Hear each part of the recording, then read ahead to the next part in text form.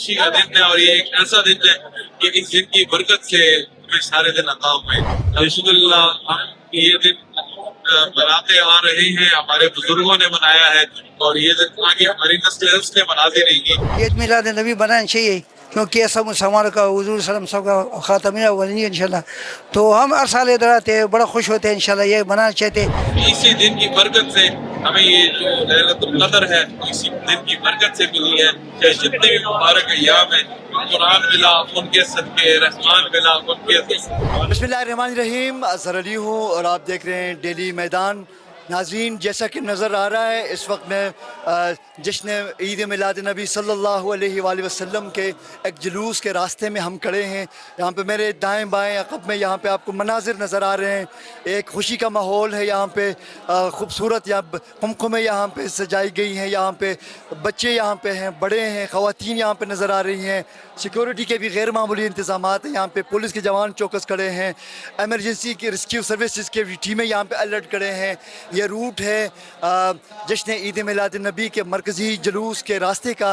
ये जुलूस जो कि इदारा तबलीग इस्लाम के ज़ेर इंतज़ाम, जो कि हर साल कई दहाइयों से सालाना बुनियादों पर बरामद होता है।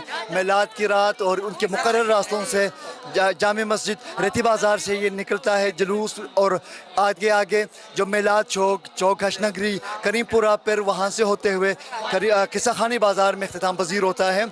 जुलूस में बड़ी तादाद में लोग पेशावर और गिरद नवाज से आए हुए आशिकान रसूल यहाँ पे मौजूद हैं। एक गहमा गहमी का माहौल है, एक रूहानी माहौल यहाँ पे है। और हम इस मौके पर उलमाए कराम भी यहाँ पे आएंगे अभी कुछ ही देर में, जो मरकज़ी जुलूस के साथ हैं। हम उलमाए कराम के भी तासुरात लेंगे और जो आशिकान रसूल हैं हम उनके भी ख्यालात आप तक पहुँचाने की कोशिश करेंगे। तो हमारे साथ जुड़ के रहिए।